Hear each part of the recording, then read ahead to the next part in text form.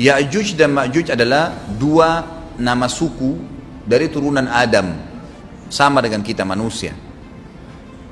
Nabi SAW sebutkan ciri-ciri mereka. Mata mereka sobekannya kecil sehingga mata mereka kelihatan seperti sipit, tapi bola matanya besar. Mereka memiliki rambut yang keriting dan mereka memiliki poster yang umumnya seperti poster manusia. Hanya saja mereka ini memang menjadi fitnah, tanda-tanda hari kiamat. Mereka tidak berbaur dengan manusia yang lain. Salah seorang di antara mereka tahu kalau dia akan mati kalau sudah memiliki anak 1000. Tidak ada pengikutnya dari manusia biasa. Pada saat saya pelajari tentang Ya'juj Ma'juj ini tingkat 3 kuliah, kurang lebih waktu itu tahun 96, 97, dosen saya membuka kitabnya membahas masalahnya. Saya sempat tanya sendiri, saya bilang, Syekh, jumlahnya Ya'juj Ma'juj itu berapa banyak? Dia bilang tidak terhitung jumlahnya, karena ada hadis yang berbunyi mereka akan mendatangi sebuah sungai, kalau tidak salah namanya sungai Tibria. Sungai itu sekarang ada, besar. Bayangkan sungai ya, airnya banyak mengalir. Kata Nabi SAW, mereka akan mampir dan minum di situ. Mereka semua minum air sungai itu, dan yang terakhir dari mereka datang sudah nggak dapat air. Artinya air sungainya habis diminum. Bayangin berapa banyak jumlahnya tuh. Satu Jakarta aja sekarang kalau minum air sungai Ciliwung nggak habis. Mungkin nggak bakal habis kalau satu Indonesia pun minum.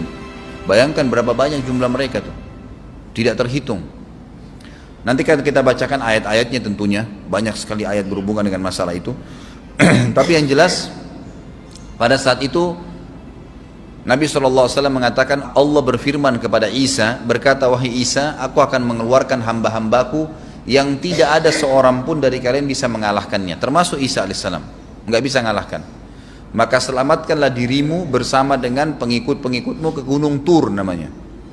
Gunung Tur ini ada di Palestina. Ya. Ini rata-rata nanti hari kiamat ini di Syam, banyak negeri Syam kita. Gitu kan? Maka Nabi Isa pun alaihissalam menyelamatkan diri dengan pengikutnya ke Gunung Tur yang diikuti sama orang-orang yang beriman. Lalu tentu yang bisa ikut yang terjangkau pada saat itu, karena dunia sangat luas. Maka yang tidak sempat ikut dengan Nabi Isa AS, mereka dibunuh oleh Ya'juj Ma'juj. Allah Subhanahu Wa Taala memberikan ciri khas mereka, artinya cirinya mereka ini, mereka dihimpit di sebuah gunung. Di surah Al-Kahfi dijelaskan oleh Dzulkarnain. Dzulkarnain khilaf antara ahli sejarah mengatakan dia nabi atau dia orang saleh. Tapi Allahu alam, saya cenderung dengan pendapat yang mengatakan dia adalah seorang nabi, karena Allah Subhanahu Wa Taala angkat ceritanya dalam Al-Quran. Dan Allah berikan dia banyak mukjizat. Di antaranya mukjizatnya adalah menahan Ya'juj Ma'juj waktu itu ingin membuat kerusakan di zamannya dia dulu. Jadi memang Ya'juj Ma'juj ini ciri khasnya, kata Nabi SAW, mereka memakan apa saja, batu. Kalau hewan-hewan itu kalah jengking sama ular, binatang-binatang buas, harimau, mereka makan semua. Jadi bukan seperti manusia normalnya. Mereka membunuh semua yang bukan seperti mereka. Mereka buat kerusakan. Sampai-sampai kata Nabi SAW, tidak ada yang bisa mengalahkan mereka, dan jumlah mereka sangat banyak. Salah seorang di antara mereka tahu dia akan mati kalau sudah punya 1000 anak. Dan tidak menikah dengan umumnya orang. 2 suku ini saja. Kata Nabi SAW dalam hadis Bukhari, kecelakaanlah bagi orang-orang yang ada di Jazirah Arab. Kemungkinan besar makna ini adalah tempat mereka dekat dengan Jazirah Arab. Sebagian, ada satu syekh dari Mesir, sekarang ada bukunya sama saya dan sudah terjemahan bahasa Indonesia, judulnya Ya'juj Ma'juj. Kalau Bapak Ibu mau beli bisa, ada judulnya Ya'juj Ma'juj, tapi saya lupa penerbitnya apa. Itu agak tebal, harganya mungkin sekitar 85.000 atau 100 ribuan lah maksimal. Itu khusus, dan beliau adakan penelitian, saya baca dan memang sangat konkret dan ilmiah. Beliau mendatangkan fakta kalau tempat Ya'juj Ma'juj yang disebutkan dalam Al-Quran itu ada di Cina, tembok Cina. Jadi seperti yang disebutkan dalam Al-Quran, 2 gunung yang disatukan, di antara celah gunung itu ditaruh tembaga-tembaga.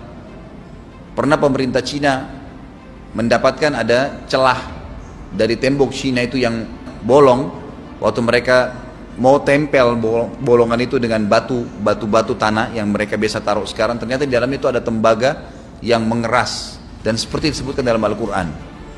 di mana ya Zulkarnain mempertemukan antara besi-besi yang ditumpuk lalu dipanasi, dibakar sehingga menjadi meleleh, kemudian disirami lagi dengan timah yang meleleh juga dan dibiarkan kering sehingga menjadi tembok besi. Kata Nabi SAW, kecelakaan bagi orang-orang yang Jazirah Arab karena telah terbuka dari lubangnya Yajuj Majuj sebesar ini. Udah kasih isyarat dengan jari ibu jari sama jari tengahnya. Artinya mereka sudah bisa melihat keluar. Tetapi kata Nabi SAW, setiap hari mereka terus menggali gunung itu, berusaha untuk keluar. Pada saat mereka tiba di malam hari, mereka capek, mereka mengatakan besok kita lanjutin. Mereka bangun besok pagi, gunungnya kembali utuh lagi. Sampai nanti waktu di mana Allah izinkan mereka keluar. Pada saat mereka keluar, maka mereka akan mulai membuat kerusakan. Ada di halaman 82 ya.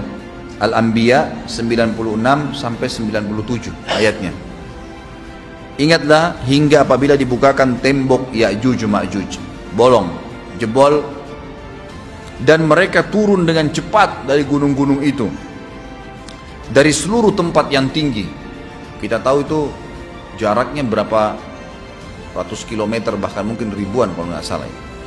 Semuanya itu akan dipenuhi Ya'juj Ma'juj, dan telah dekatlah, kalau sudah terjadi itu, kedatangan janji yang benar, maksudnya hari kebangkitan.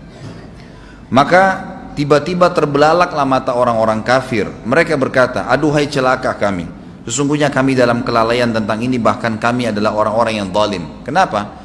Karena Ya'juj Ma'juj tidak lihat apakah kafir atau beriman. Mereka tidak butuh, bukan seperti Dajjal ya.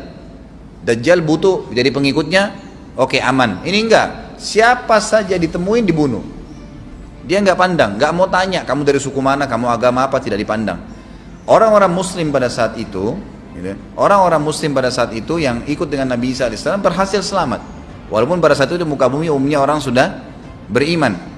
Yang dimaksud di sini orang-orang kafir adalah adanya orang-orang yang masuk Islam karena terpaksa, karena mereka tidak terlalu faham pada saat itu, lalu mereka menganggap remeh informasi dari Nabi Isa AS. Maka mereka terbelalak matanya karena dibunuh oleh Ya'juj Ma'juj. Kata Nabi SAW di dalam hadis sahih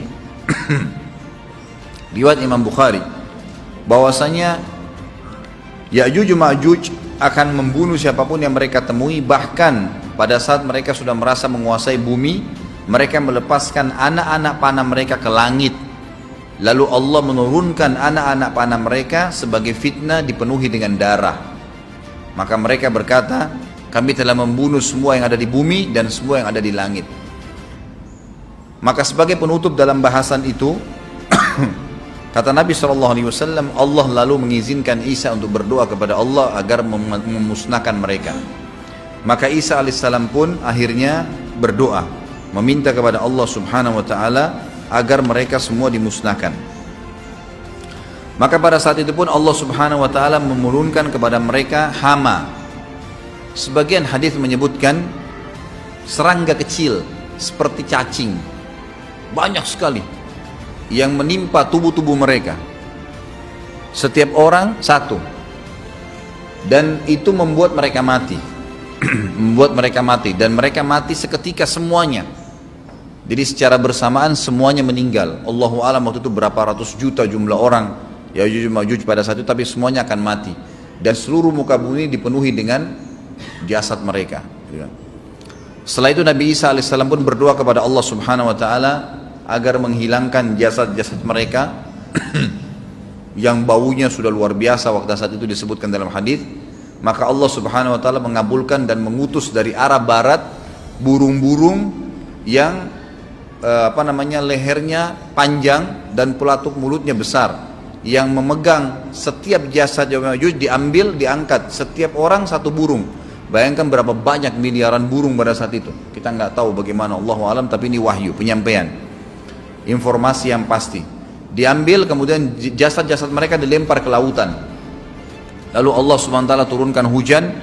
Pada saat turun hujan, maka hujan tersebut membersihkan semua bekas-bekas mereka, kotoran mereka, darahnya segala bersih. Maka bumi kembali subur lagi. Tapi tidak disebutkan berhubungan dengan masalah ini berapa lamakah kejadian tersebut terjadi. Kemudian setelah itu Isa alaihissalam memimpin lagi di muka bumi sampai beliau meninggal. Setelah Isa alaihissalam meninggal, kembali lagi sebagian besar manusia berbuat kekufuran. Kembali manusia berbuat kekufuran. Mereka kembali lalai, nggak ada lagi pemimpinnya karena terlalu banyak orang pada saat itu, maka ada yang kufur lagi.